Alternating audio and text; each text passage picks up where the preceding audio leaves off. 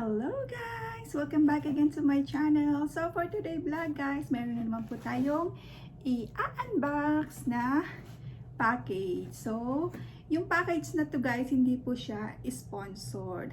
Ayan, so binili ko po ito para sa akin. Again guys, this is not sponsored. Sariling pera ko po ang pinambili ko dito. So kapag sponsored naman po yung video ko guys, sinasabi ko naman po na sponsored yun. So ito guys is binili ko para sa aking sarili. Ayan, so samahan nyo ako ulit mag-unbox guys. So ayan siya, medyo mabigat yung package natin today guys. So let's start!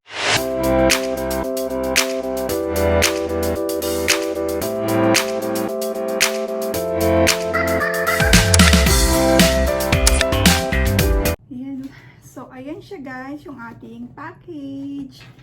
And then, yung aking scissors, siyempre, nandito pa rin.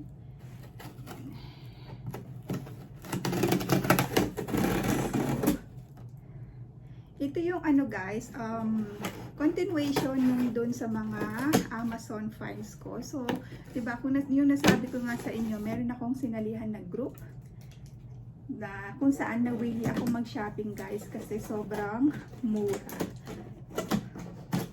Yan, so nabuksan na natin guys. Medyo mabigat. Yan siya guys. Magalaw yung aking table kasi mabigat siya. So ayan, mabigat talaga siya guys. So ayan siya guys, kung nakikita nyo. Isa siyang laptop stand guys. Pwede siya sa 15 inches or 10 inches. Ayan siya. So kailangan ko talaga ito guys kasi nga yung laptop ko is laging nakapatong sa may table or sa countertop ng aming kitchen. So yung old laptop ko kasi nag-overheat guys, uminit yung baba niya kasi nga laging nakapatong sa ano. So dapat meron silang ganito, laptop stand or yung, ano ba yung tawag doon? Cooling stand. Tama ba yun? Yung mayroong fan guys sa baba para hindi nag-overheat yung, yung laptop. So, ganun yung nangyari dun sa laptop ko na una. Na yung battery niya is nag-overheat kasi nga, lagi kong pinapatong sa bed or sa table. So, kailangan natin ng stand. So, bumili ako ngayon ng stand. So, ito guys, binili ko siya is, $14. Pero ang original price nito guys is $70. O, di ba guys, ang laki ng na-save ko kasi ang final price niya is $14 na lang. Ayan, so, ayan siya, made of aluminum steel ito guys, kaya medyo mabigat siya. So, ayan, kanyang itsura. Meron pa yung ibang style nito yung tumataas yung kanya, tumataas, may pipindutin ka lang, tapos tataas yung stand. So, ito hindi ganyan siya. So, ito yung nakita kong pinakamura, pero pwede na kasi hinagahanap naman ako ng laptop stand para nga doon sa laptop ko. So, mabigat siya guys. Mabigat talaga siya. Kaya, ayan. Nahirapan akong mag-ano.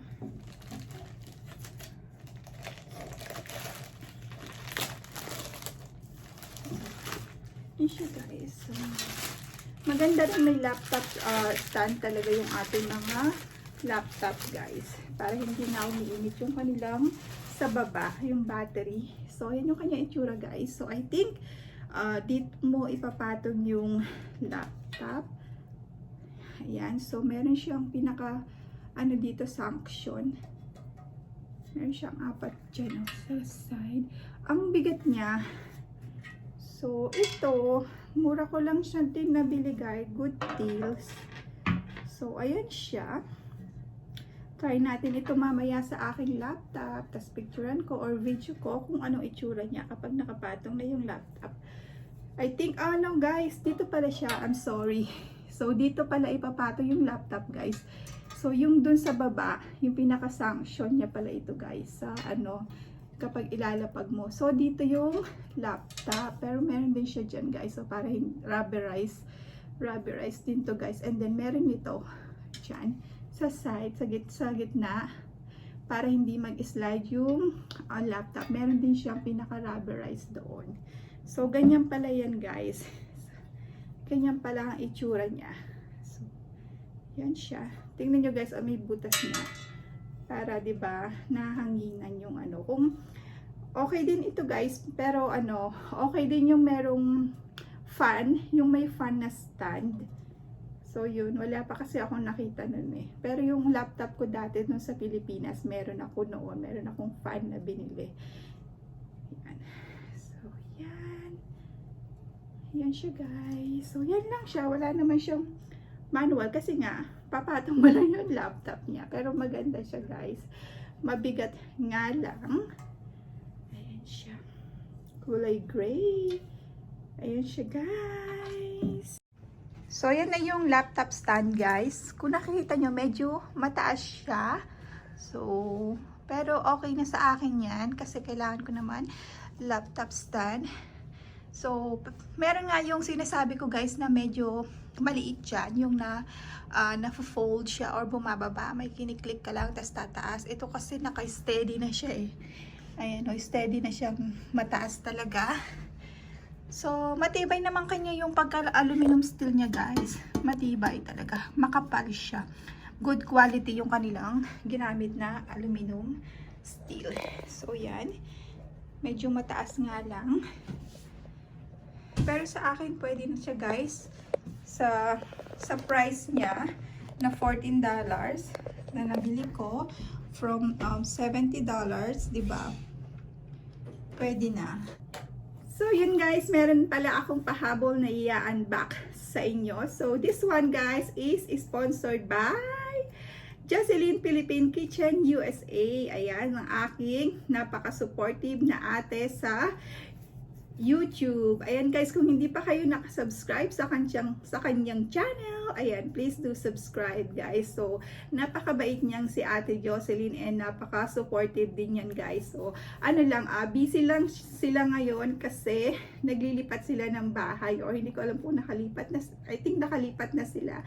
Siyempre, marami pang i-unpack yan guys. Kaya hindi siya gaanong active ngayon sa YT World. Pero babawi sa inyo yan guys kapag okay na ang lahat, kapag naayos niya na yung mga bagay-bagay na dapat nilang ayusan. Siyempre, yung real life muna ang uunahin natin guys, 'di ba? Kaya konting understanding lang kung hindi yung mga dumikit kay Ate Jocelyn na hindi niya pa nabalikan guys. Huwag kayong mag-alala, babalikan kayo ni Ate Jocelyn. Sobrang busy lang talaga niya ngayon or sobrang busy lang talaga nila.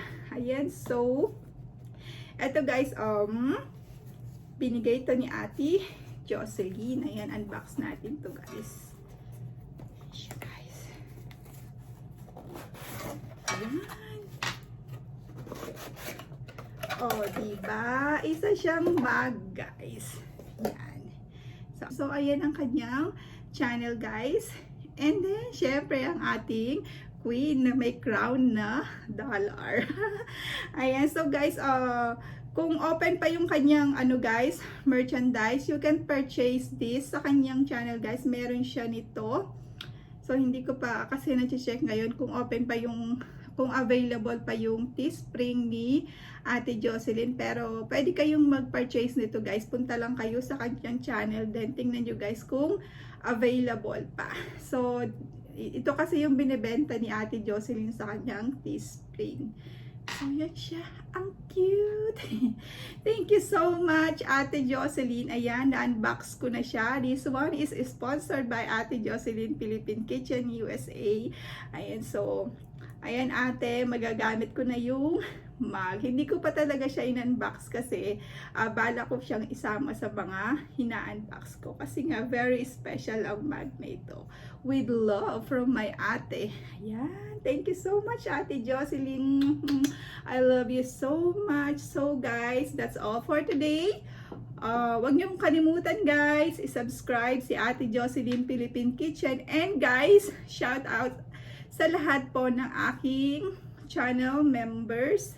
Ayan, shout out sa inyo guys. Please do check their channel guys dyan sa aking description. May kasamang link yan guys para mas madali nyo silang mapuntahan. I-click nyo lang yung mga link na nandyan sa aking description guys. So huwag kayong mag-alala, babalikan kayo ng mga yan. Very supportive yung mga members ko na yan. And syempre yung aking ibang friends din na nandyan guys at nanonood.